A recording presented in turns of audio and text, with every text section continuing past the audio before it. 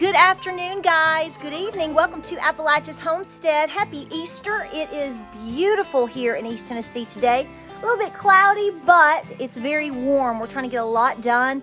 And yes, we are working on Easter afternoon because the farm work never ends. All right, sister. Are you about ready to go to your mommy brooder, honey? Looky here, guys. Miss Janet is still on her eggs. Can you hear her puffing and poofing? Listen to her.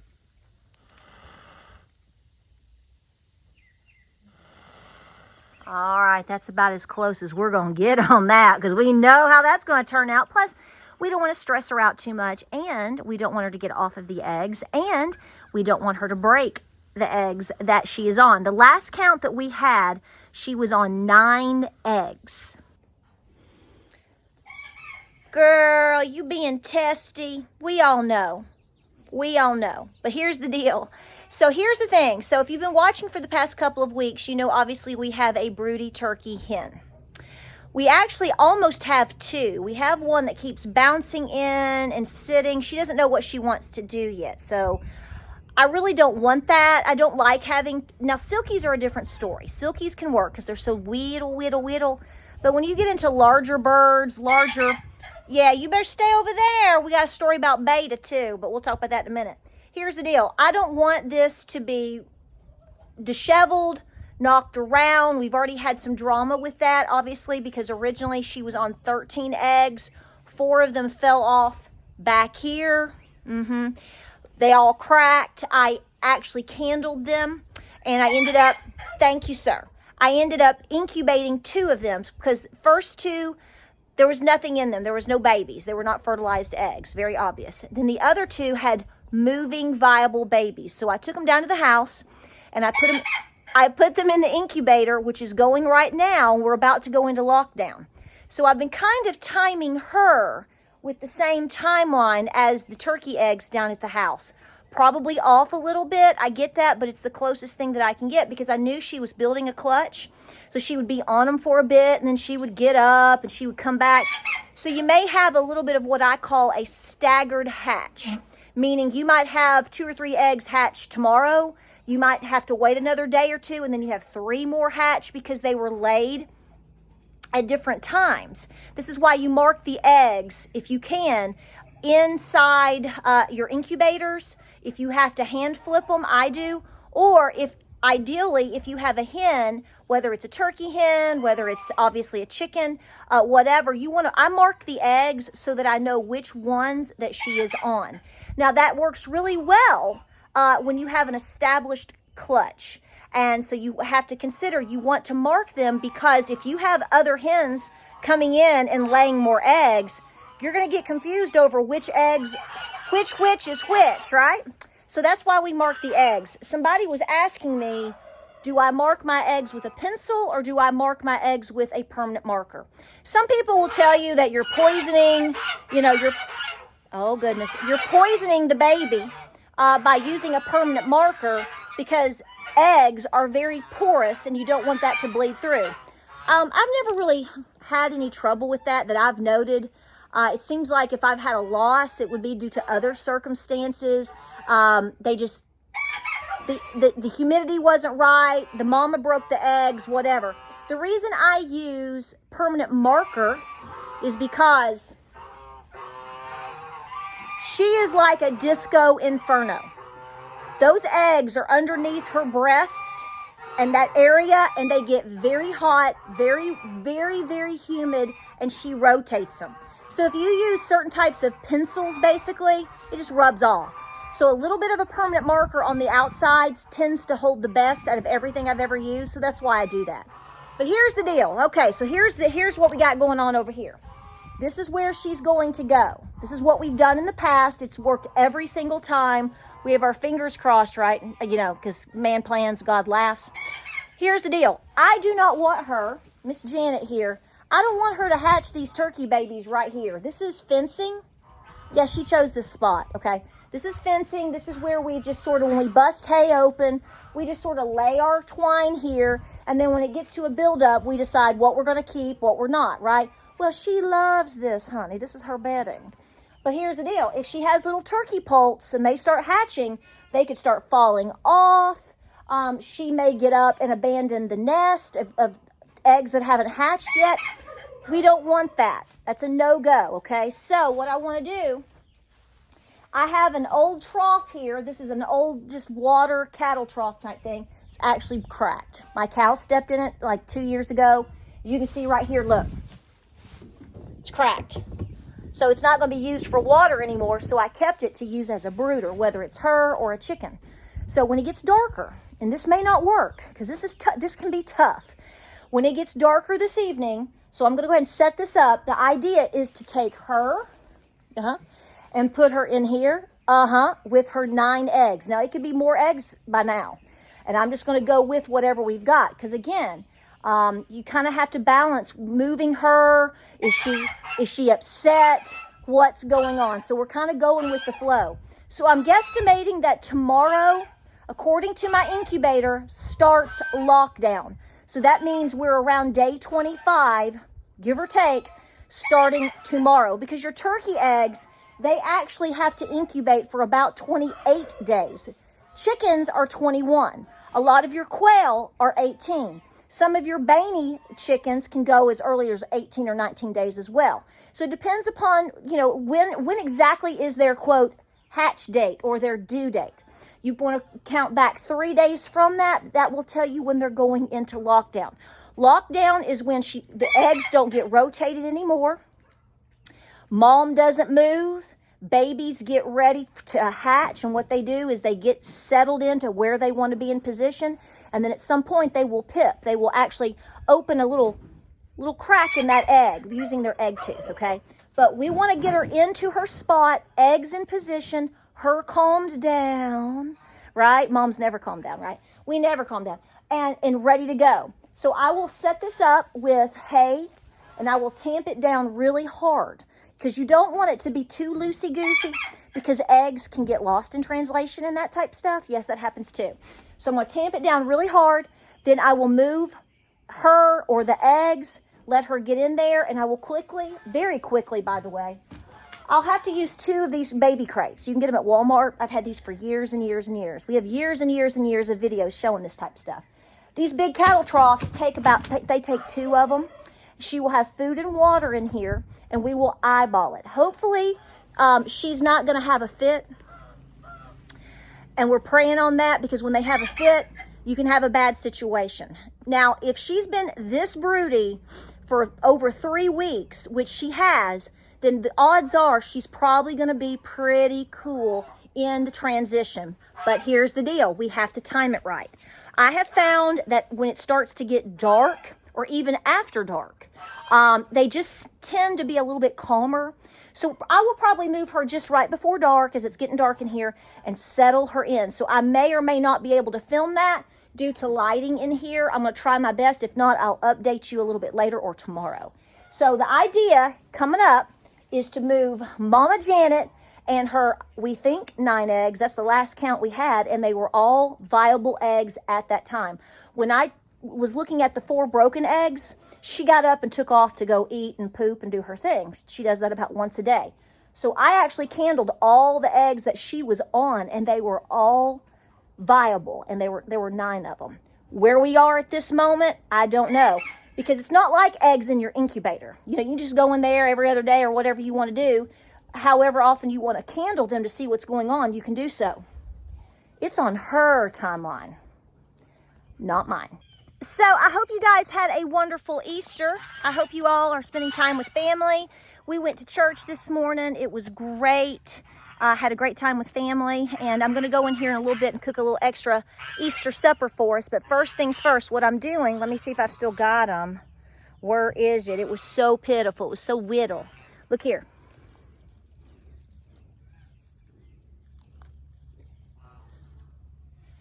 So here's the deal.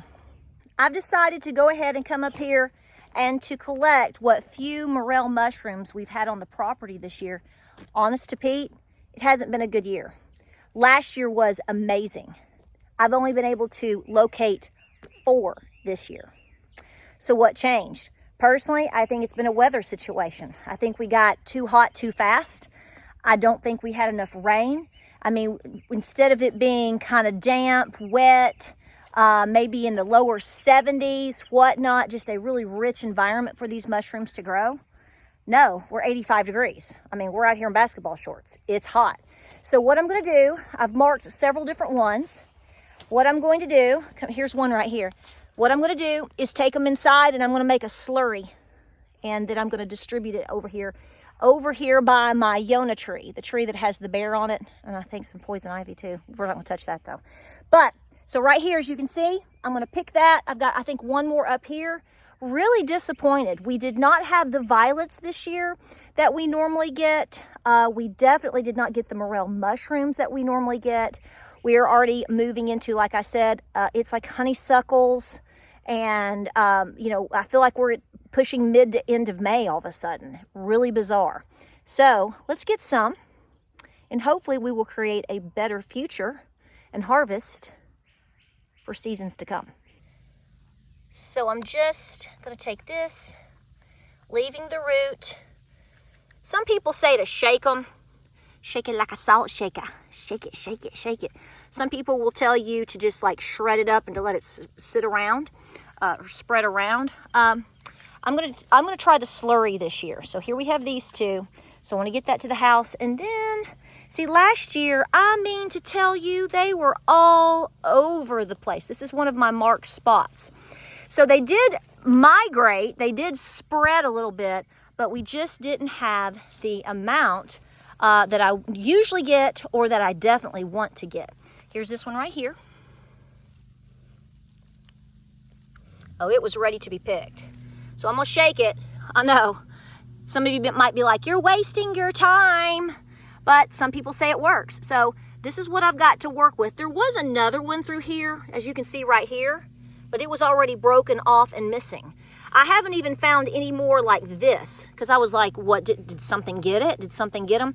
I don't think so. I just think we had a really low harvest this year on the property. Hey, you win some and you lose some, but the bottom line is we're trying to make it better. So I'm gonna have you walk up the driveway with me. I'm just kind of casually browsing through here. Yes, you hear a lawnmower.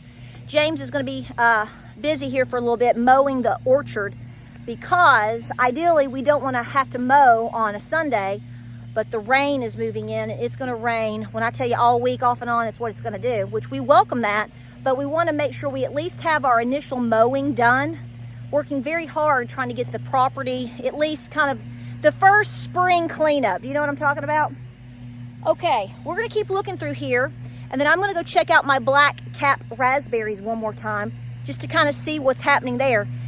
Maybe we'll have a massive bumper crop of that this year, and it'll take up for that. Maybe.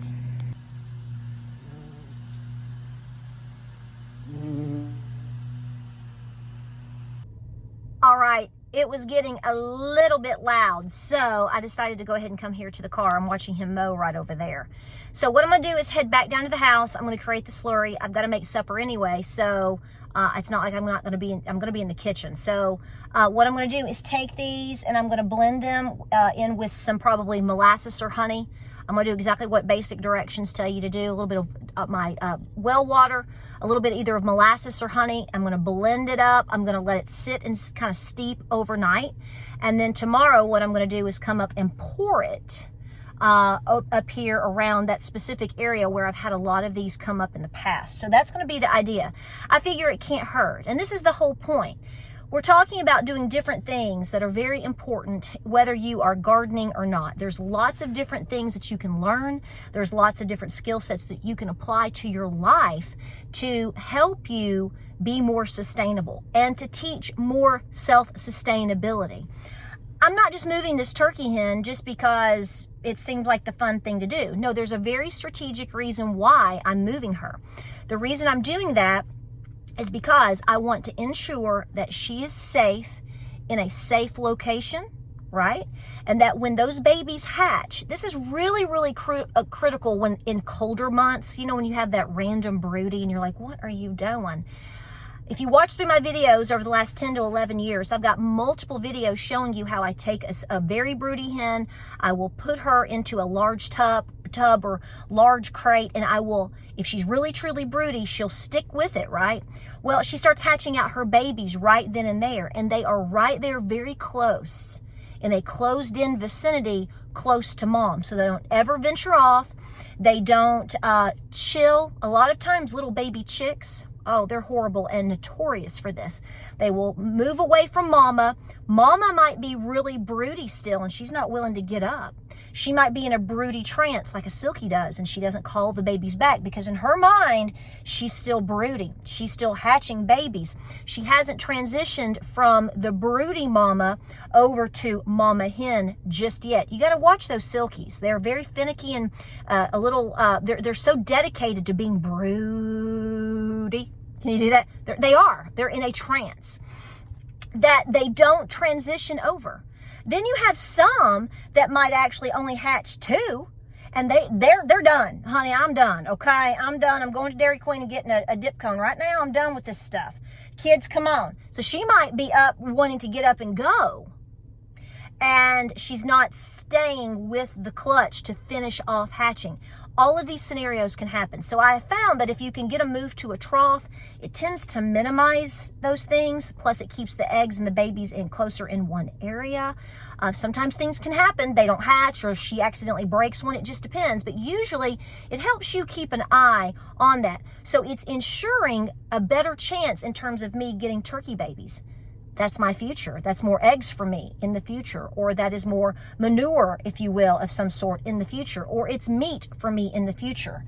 This didn't turn out like I wanted, so I'm taking the bull by the horn, and I'm hopefully going to make it happen better for me next year. What will happen? I don't know, but I'm going to give it my best shot. So listen, I hope you've had a wonderful Easter, happy Resurrection Day.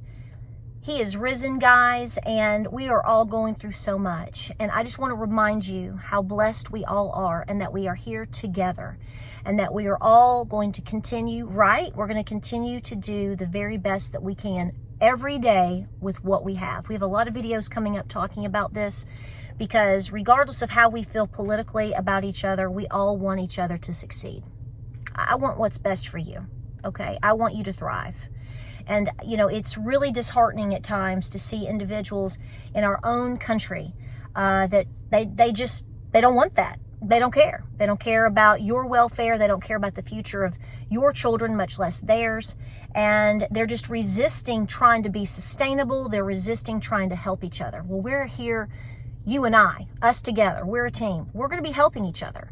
So we're going to talk each other through all of these things. We're going to wish each other a wonderful day. We're going to praise God in all of the glory that He is. And we're going to continue to talk about different things that we're doing this season and into the summer to continue our self-sustainability. I realize a lot of you don't garden. And I'm not mad at you for that. I'm not gardening this year either. And it's a mental transition for me. So what I'm doing is, instead of focusing on planting tomatoes, I'm making sure that I'm taking care of other things that need a lot of assistance or a lot of attention. My animals, my orchard. What am I going to be replacing? What can I do to make sure something is thriving next year? There are so many different things to do and to operate with in order to be self-sustainable. It's not just black and white, okay? And regardless of whether you are actually gardening or not, or taking a break or not from that, we have to continue to try to hammer down and to focus on all of the other things. How is your organization? It's okay if you go buy items and you can them. It doesn't matter, as long as you're doing something. I'm telling you, you are ahead of 99% of the population with everything that you're doing right now. Learning something, and by the way, no matter what you're doing, make sure you show the children, the grandbabies, the neighbors' kids, the nieces and the nephews. You might be the only person, literally, that can teach them about what a morel mushroom is, or pick anything for that matter. And not only that, what are they? What do they look like? What do they taste like? What do they compare to? What is safe? What is not? Etc., etc. But on top of that, I bet they don't know how to make a slurry. Think about that. You are the pillar of the future. Like, subscribe, and share. Pray, prep, and be peaceful. And I want to let you know real quick, we have to try. The 2 little eggs that were the Scotch tape babies from Mama in here, I meant to tell you this. They didn't make it. They did not make it. Both of them ended up slowly a demise. It happens. We tried. This is the point. We tried. Sometimes you succeed, sometimes you don't. But all you know is that you tried your best. So we're going to move on. So like I said, we've got 9 eggs up here with potential. And we have, is it 12 down at the house? Is it 12, I think? So my point is there's still hopefully going to be a good turnout. But what's most important is that we never gave up. All right, got to go make my slurry and make my chicken casserole. That's an interesting combination, isn't it? But listen, going to be a busy week. It's going to be a busy month. We have a ton of things that we have lined up that we're going to really be focusing on here on the farm between now and Memorial Day. James is actually going to take another little bit of a vacation so that we can really focus in. We're getting a new item or 2 for the goats, so that's going to be interesting. I'm doing some homework on that right now. It's going to help us out. And I just want to wish you a happy Easter and happy Resurrection Day and weekend. I hope you got to do everything that you needed to do today to spend time with the Lord and with your family. All right, relax tonight. A lot of videos coming your way. Pray, prep, and be peaceful. I'll keep you posted, okay? Pray for me. I might have a turkey sitting on top of my head at 8:30 tonight. Just probably. We'll just keep doing our best.